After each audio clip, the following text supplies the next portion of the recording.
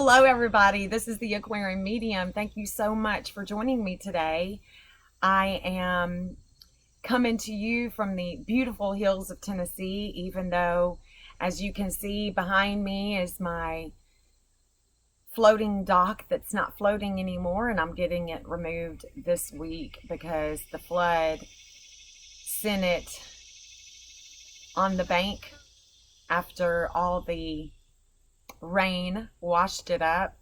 It was quite the eventful time, and I'm so sorry for not maintaining this channel. My granddaughter is 6 months old now, and I've just been going back and forth to Nashville trying to be a part of her life as well, and just this balancing act. We have to find balance, and even though I want to keep this channel going as much as I can, I also have to balance my personal life. So anyway, without further ado, this video is going to be about an awakening.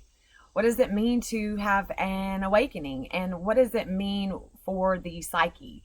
Why is it such a blending of the mind, the body, and the spirit, and how we can better cope with the psychosis that comes with an awakening? So a mystical experience is different from an awakening. An awakening is more about, in astrology, it's going to touch on your vertex. It may touch on your Mars. It's going to be a lot of different energies that are going to be at play. And a lot of times an awakening comes when we are undergoing massive changes, especially having to do with love. Love is a huge teacher when it comes to life on earth, what it means to be human, because we all go through our own different experiences of suffering, of chaos, and just not being able to understand the world around us and why certain things happen the way that they do in life. We come into this experience and we are born again. Each time we come to earth, we are born again, and each time comes with its own blueprint, with its own experiences that teach us about being human. And even though we are moving away from being human, even though we are evolving into another type of species, we are still undergoing massive changes, and the planet itself is going through massive changes. So many of you are going to be awakening. Many of you are going to be going through these events where love teaches you a lot about yourself. It shows you in the mirror. It shows you a different type of perspective that you have just never considered. I'm going to share with you my experience of the greatest awakening that I've had so far that did have to do with love. It touched my vertex in such a way that the Spirit of Truth came to me, and he wanted to let me know what it means to truly love. And so I've been on this journey for the past few years learning about love and what it really means to love. So when I had this experience, it was in the midst of my relationship falling apart. Everything was falling apart, and these patterns that continue to show up in my life are with sickness, children's illnesses, relationships that are not what I'm expecting them to be, and expecting more than I'm willing to give. And so with saying that, what does that mean? I'm expecting more than I'm willing to give. I give a lot in relationships. I give so much that I lose myself in that other person. And so I've had to get better with that. I had a relationship that was based on the other person's addiction, and his addiction became so severe while his daughter was suffering from anaphylaxis that it was driving a wedge between the two of us. There's so much still that remains between us that we just can't come together as one. And so when I tried to alleviate the stress and send him packing, I didn't know what to do with myself. So I threw myself in a dark closet and I called out to Jesus Christ. And right after that, I walked outside. I sat down on my back patio. A man showed up out of my peripheral view in a white screen. And he shows up in a white screen. He's just nonchalant, just kneeling down with his hand on his chin. And he looked at me and he said, "Why are you expecting something you're not willing to give?" It really upset me because I felt like I had been given everything, all of me. I didn't expect something outside of myself to tell me about myself. What does that mean, that I'm not giving something that I'm not willing to receive? Well, when we want unconditional love, but we base conditions on the love that we give and receive, that is not compassionate love. It is not understanding. It isn't patient. It doesn't want to compromise. It is all about me, me, me. And even though this is my experience, even though there is this wedge that stays between the love of my life and myself, I have grown to accept that the boundaries that I have put up are because I am in fear of not being in control, of being uncomfortable most of the time that I'm around this person. And so even though I am giving person, I still have conditions upon my love.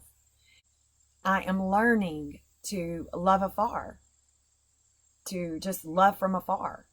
I'm learning to try better at being someone who can love another person unconditionally.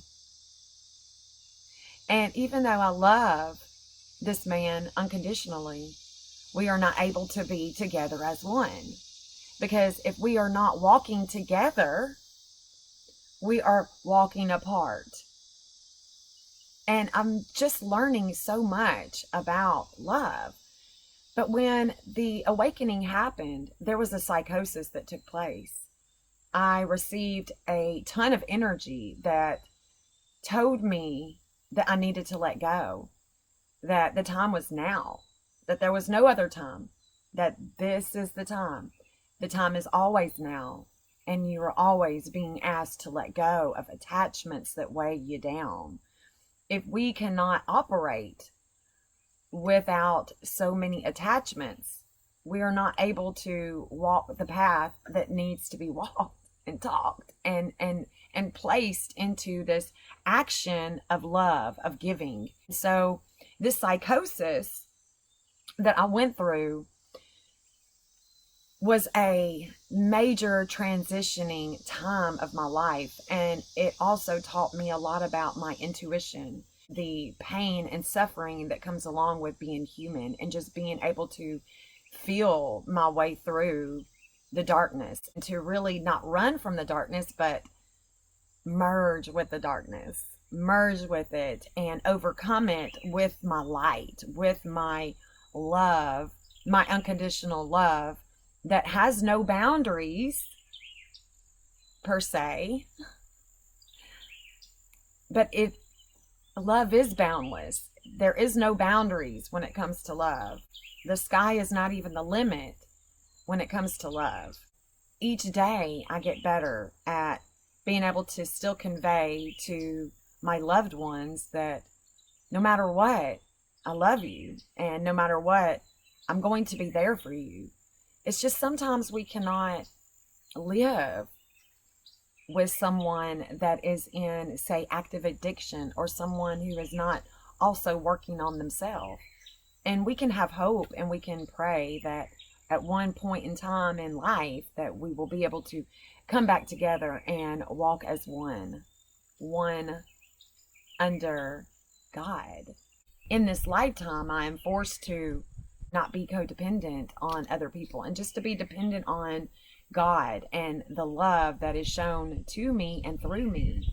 So the psychosis that comes with such an experience can have you having so much energy that needs to be expressed.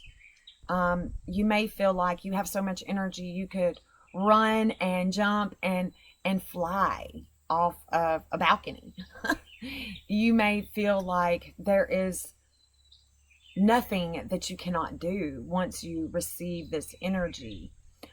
It is the reason why a lot of times the gurus, the teachers, people like Jesus Christ teaches that we really need to be ready in our minds. We always need to be ready, because when this presence, this Holy Spirit rises up within you, if you are not ready to receive, then the psychosis can present problems for your personality where it splits and you really are trying hard to just cope with not just the energy, but everything that is coming in that also needs to be expressed, right? So I ended up writing a book. It's called His Story, The History of Mankind's Evolutionary Consciousness Back to God. I'm in the process of still revising it. I have set up a book group on Facebook. I've uploaded about half of the book.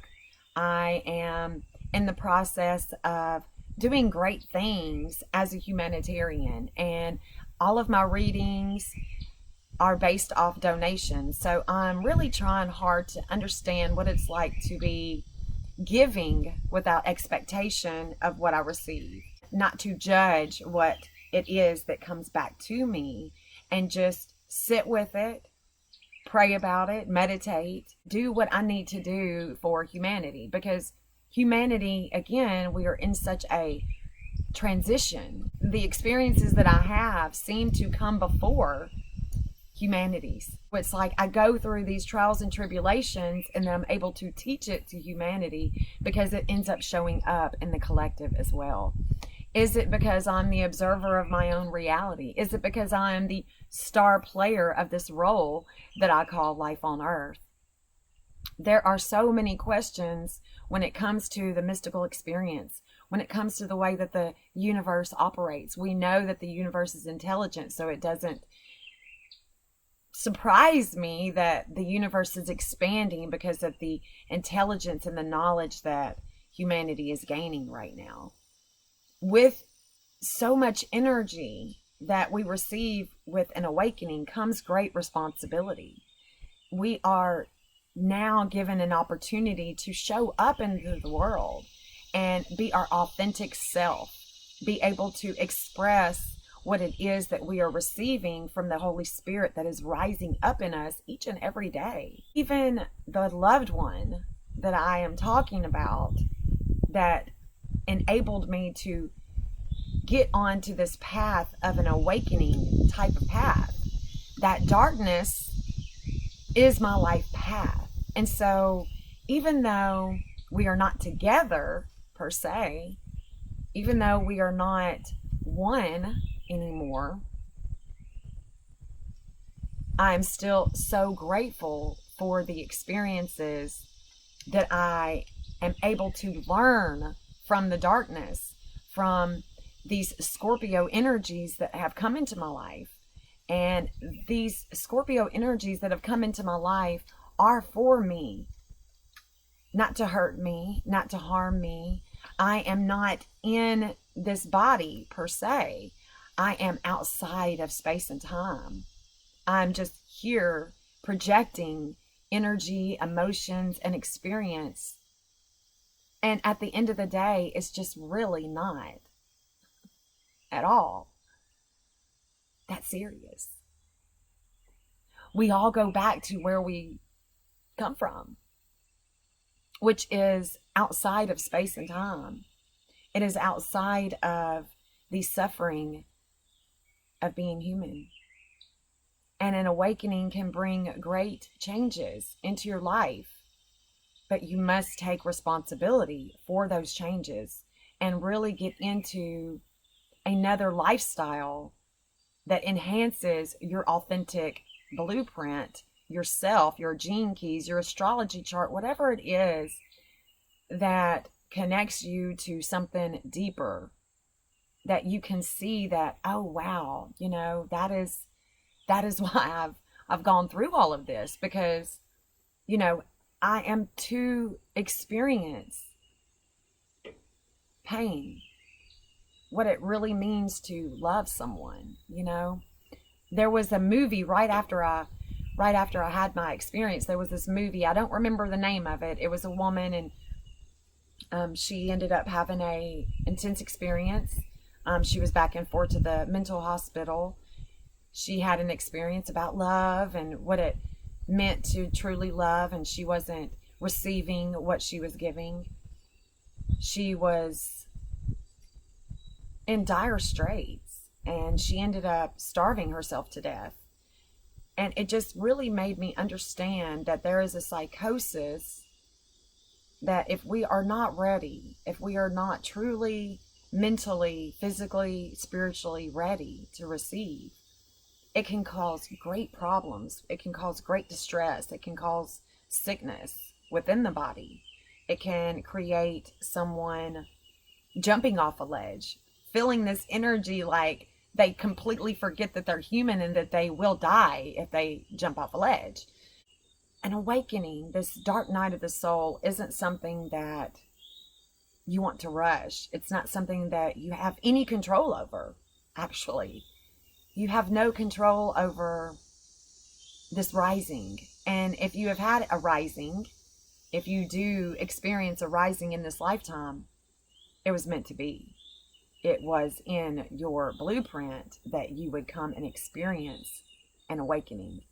And if you do not consider yourself ready, it is because you are to experience the psychosis side. Everything about life is experiences, it's influences. It teaches us so much about ourselves, about our human self. Sometimes when an awakening happens, people think that they have been endowed with a demon, a daemon, and this is not true at all. You do not need to be exorcised or anything of that nature. What you need is compassion, understanding, and love for yourself, and study what it means. Get someone to do your birth chart. Get someone to explain to you the psychology of your energies and how you are able to take a Plutonian energy and raise it into something powerful, beautiful. Instead of the intense drama that Pluto can bring, you can empower yourself and other people by being a powerful leader. When a true awakening happens, you're not really able to control a whole lot that goes on other than the way that you react. And you want to be able to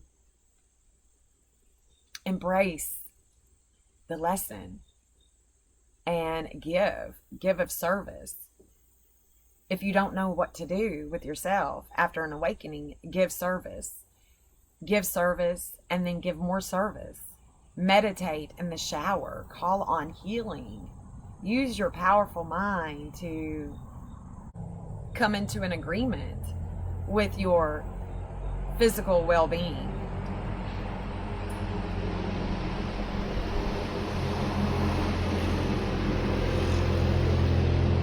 Here in the hills of Tennessee, we have razors. We have lots of ATVs and lots of fun. Anyway, this has been a little bit longer than I would hoped for. It's not really all that put together.